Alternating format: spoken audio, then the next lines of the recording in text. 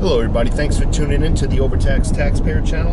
I'm a big proponent of if you have money left over in the bank account after your monthly bills are paid, get it out. Either store it in your own safe because you're mature and strong enough to hold it, or invest it in precious metals. I just bought another 20 ounces. I always do that. I bought some bars this time. But what I really wanted to talk about is the gratitude I get. When I speak about purchasing metals, getting your money out of a savings account, because you're really not earning any money on it, they're just holding your money. It's like you parking your car in their garage. You get nothing out of it. You can park your own your own car. My point being is, I always say, get your money out of your account, store it yourself in your own safe, or invest in precious metals. And every now and then I get these comments that are just, they make me feel really good. They say, hey, overtaxed. They basically, I'll summarize it, I just purchased my first ounce of silver. I'm holding it in my hand now. The feeling of it is real, they say. It feels solid, it feels real. A quarter is supposed to represent 1/4 of an ounce. At least it used to be.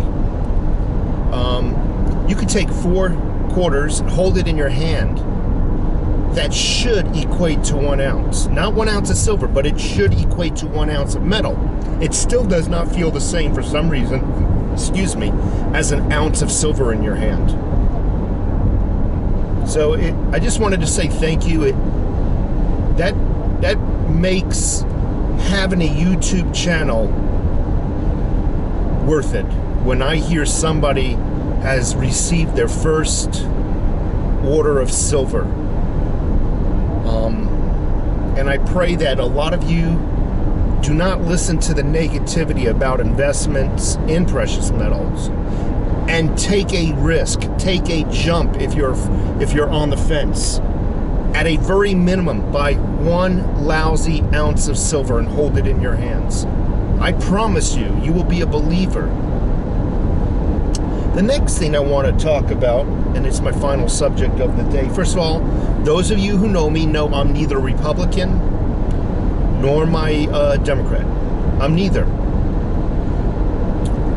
Saying that, you also know that I have a beef. I cannot stand our news media outlets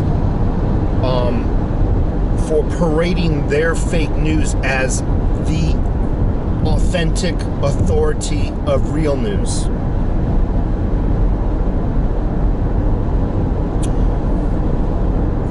What they do a lot of times, besides lie, but when they're not lying, they omit and neglect to tell you important facts. They leave out important facts, which is the same thing as lying.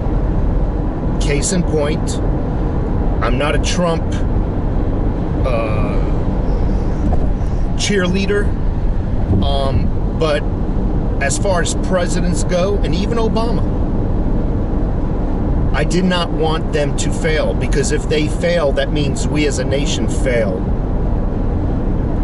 And I feel nowadays in the news media outlets, they're not afraid Trump is going to fail.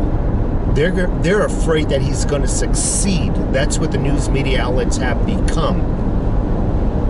For example, I remember when Trump was running for president during his campaign, and the news will not bring this up again. The news will not mention this. Trump said he wanted to, during his campaign, mind you, but people forget, during his campaign, he says he wanted to increase tariffs. News media outlets went on a storm, but they didn't repeat what he said immediately after. He said he wanted to take incentive away from companies leaving this nation to another nation. He wanted to take away incentive for those companies, those American companies that are overseas, to come back to America. He wants them to come back to America. By increasing tariffs, it will take away their incentive to leave and to stay there. The second thing they're omitting to tell you is And it was just recently, I think it was about 3 months ago, he said he wanted to do a mirror tariff. A mirror tariff. News media outlets just jumped on the word tariff, misled the people. Oh my God, there's going to be trade wars, doom, hide in your basement, boom, boom, boom, boom, boom. But they forgot to mention that he said the word mirror tariff. What is mirror? It's like looking in a mirror. It means you raise your tariffs, we raise ours. You drop your tariffs, we drop ours. That's what Trump said. Going back to the news. No, better yet, going back to people you know in your lives. When they've lied to you in the past, they've proven themselves character. They've proven their character. It is safe to assume that they will lie to you in the future. The news has constantly lied to us in the past about various subject matters. And over time, we find out the truth. We find out the truth about Hillary Clinton. We find out the truth about the FBI. We find out the truth about 9/11. Slowly but surely, we find out the truth about everything that the news media outlets have tried to cover up. We found out the truth about Trump's tax cuts and how many, many people had an increase in their paychecks due to the tax cuts. Yet the news media outlets leading up to the very day said it will never work and people will make less money, not see any tax cuts. Well, the news media outlets again proved them. Now we're going on and listening to them, believing them about the tariff wars, the trade wars. Folks, I'm telling you, this has nothing to do about Republican or Democrat. This is about news media outlets. Do not listen to news media outlets and follow them as though they're truth. They are not the authority on truth. They are the authority of passing misinformation. Why do they want you to hear misinformation?